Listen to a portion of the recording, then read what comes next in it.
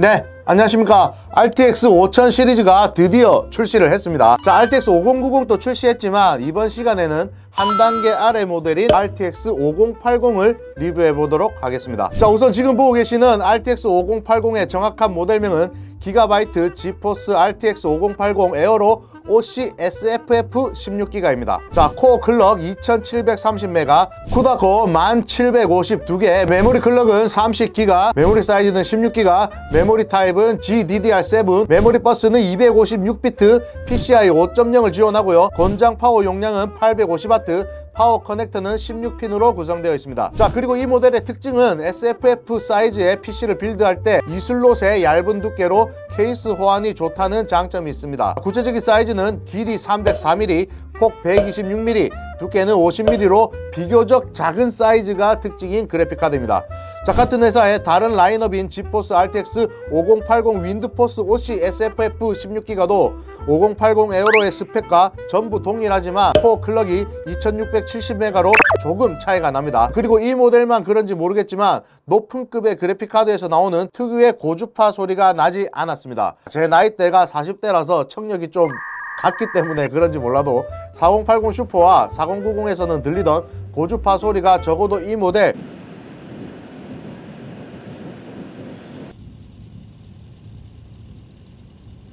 5080 에어로에서는 나지 않았다는 게 놀라웠습니다.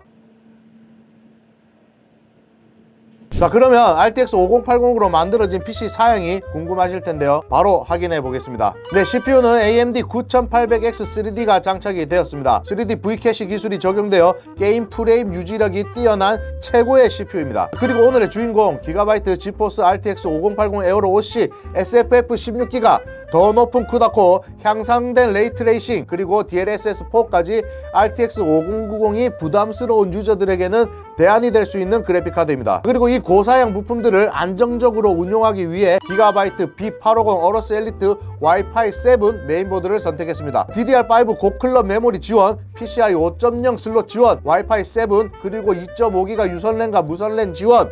고스펙이다 보니 다소 금액이 높은 편이지만 크리에이터를 위한 최고의 선택지가 될 것입니다. 메모리는 SN코어 클래브 DDR5 6000에 CL30, 클래스 VRGB 화이트 16기가 2개로 32기가 구성이고요. 저장 장치는 SK 하이닉스 P41 1TB가 기본입니다. 자, 마지막으로 안정적인 전력과 발열 관리를 위해서 RTX 5080도 충분히 감당할 수 있는 1000W 80플러스 골드 인증 파워를 사용했습니다. 참고로 이 PC를 100%로 로드 시켰을 때 측정된 전력은 649W였습니다. CPU 발열을 잡기 위해 몬스타 옥시푸스 델타 L36 360mm 수냉 쿨러를 장착했고요. 케이스는 몬스타 가츠 Y524 아쿠아 BTF 케이스입니다. 깔끔한 선 정리와 하이트 감성 튜닝, 그리고 효율적인 쿨링 효과를 위해 하단에 3개의 팬이 추가로 장착되어 있습니다. 이렇게 제작된 PC로 RTX 5080과 RTX 4090, 그리고 RTX 4080 슈퍼 3가지 그래픽카드에 대한 성능 비교와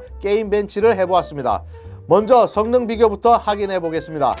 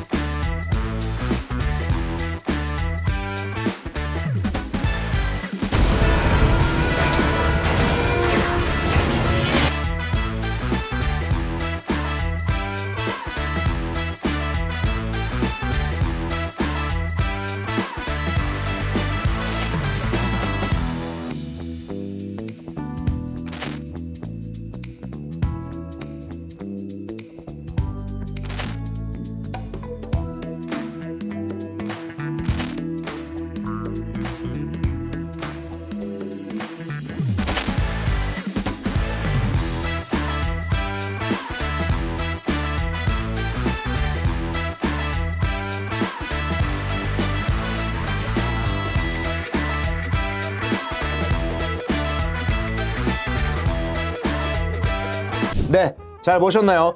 전반적으로 저사양에서 큰 차이가 없지만 4K 해상도나 고사양으로 올라갈수록 RTX 4090과 성능 갭이 벌어지는 걸 확인할 수 있었습니다. 자, 그럼 게임 성능도 궁금하니 바로 보러 가시죠. 모든 게임은 4K 환경에서 진행했는데요. 그 이유는 해상도가 낮으면 CPU에 영향을 받기 때문에 그래픽카드의 성능을 최대한 활용하는 것이 목적이고요. RTX 5080 정도면 4K를 가장 선호하지 않을까 합니다. 네, 먼저 사이버펑크 2077입니다. UHD 깡성능이고요. 벤치 점수만 한번 보겠습니다. 네, 먼저 RTX 4090입니다. 네, 평균 71.79 프레임, 최소 프레임은 56.44입니다. 다음은 RTX 5080입니다. 평균 72.01 프레임, 최소 프레임은 58.59입니다. 자, 마지막으로 RTX 4080 슈퍼입니다. 평균 56.67 프레임, 최소 프레임은 45.69입니다. 네, 사이버펑크에서는 전작 대비 높게 향상된 결과를 보여줍니다. 이어서 DLSS4를 적용한 UHD 벤치 점수입니다. 먼저 RTX 4090입니다. 평균 192프레임, 최소 프레임은 172입니다. 다음 RTX 5080입니다. 평균 324프레임, 최소 프레임은 294입니다. 네, 마지막으로 RTX 4080 슈퍼입니다. 평균 154프레임, 최소 프레임은 140입니다. 아니, 점수가 2배가량 차이가 나는데 상당히 높은 사양을 요구하는 게임이라 큰 의미가 있는 것 같습니다. 그리고 이제 포르자 호라이즌 5입니다.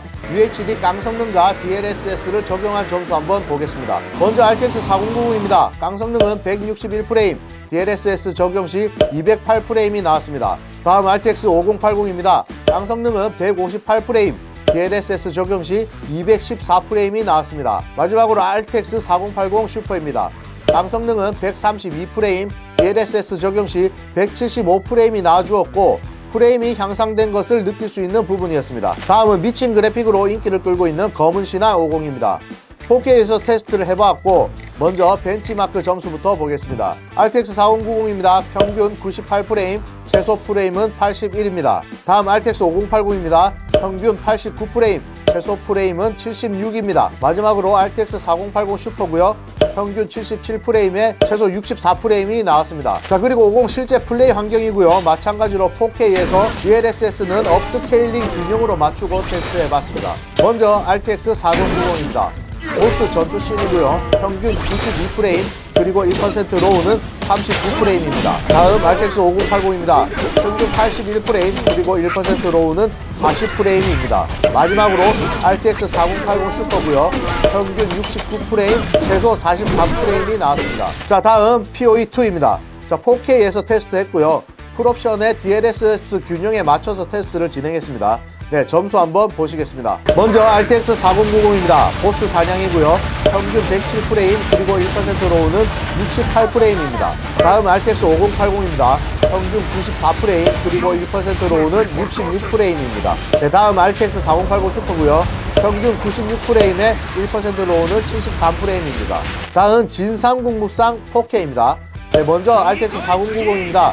평균 137프레임, 그리고 1% 로우는 74프레임입니다. 다음 5080이고요. 평균 120프레임, 그리고 1% 로우는 91프레임입니다. 다음 RTX 4080 슈퍼입니다. 평균 96프레임에 1% 로우는 68프레임입니다. 네, 그리고 고스트 오브 스시마입니다. 먼저 RTX 4090입니다. 평균 204프레임, 그리고 1% 로우는 150프레임입니다. 다음 RTX 5080입니다. 평균 199프레임, 그리고 1% 로우는 153프레임입니다. 다음 RTX 4080 슈퍼고요. 평균 166프레임에 1% 로우는 118프레임입니다. 다음 헬다이버즈 2입니다. 네, 깡성능 풀옵션이고요. 헬다이버즈2는 프레임이 진짜 안 나오기로 유명하죠. 한번 보시죠. 먼저 RTX 4090입니다. 평균 90프레임, 그리고 1% 로우는 74프레임입니다. 다음 RTX 5080이고요. 평균 88프레임, 그리고 1% 로우는 77프레임입니다. 다음 RTX 4080 슈퍼입니다. 평균 70프레임에 1% 로우는 61프레임입니다. 네, 그리고 툼레이더입니다. 먼저 RTX 4090입니다. 평균 356프레임, 그리고 1% 로우는 240프레임입니다. 다음 RTX 5080입니다. 평균 310프레임, 그리고 1% 로우는 226입니다. 다음 RTX 4080 슈퍼입니다. 평균 297프레임, 그리고 1% 로우는 209프레임입니다. 그리고 벤치마크 테스트 결과는 RTX 4090은 종합점수 403점이 나왔고 RTX 5080은 종합점수 349점, 그리고 RTX 4080 슈퍼는 종합점수 263점으로 결과가 나왔습니다. 게임벤치까지 잘 보셨나요? 이번 리뷰 정리 한번 해보겠습니다. 네, RTX 5080은 DLSS4 기능을 최대한 활용하는 것이 무조건 좋다라고 말씀드릴 수 있습니다. 무조건입니다. 자, 아직까지는 많이 활성화되어 있는 건 아니지만 PCIe 5.0을 사용하기 위해서는 CPU와 메인보드 그리고 그래픽카드까지 지원이 되어야 대역폭이 그만큼 나옵니다. 자, 그리고 서두에서 말씀드렸듯이 RTX 4090, 5080, 4080 슈퍼 소음도와 고주파 체크까지 했지만 제 귀에는 잡히지 않아서 상대적으로 고주파에 대한 걱정은 조금 내려갔습니다. 마지막으로 소비 전력 테스트를 진행해 보았습니다. OCCT 파워 전력 기준으로는 4090이 장착된 PC는 710W, 5080이 649W, 4080 슈퍼는 560W로 최대값이 이렇게 측정이 되었다는 점 참고 부탁드립니다. 이번 리뷰에 대한 궁금하신 점이나 문의사항이 있으시면 아래 댓글을 남겨주시면 제가 직접 답변 드리도록 하겠습니다. 구독, 좋아요도 한 번씩 부탁드리겠습니다. 끝까지 시청해 주셔서 감사합니다. 다음에도 더 좋은 영상으로 찾아뵙겠습니다. 몸바!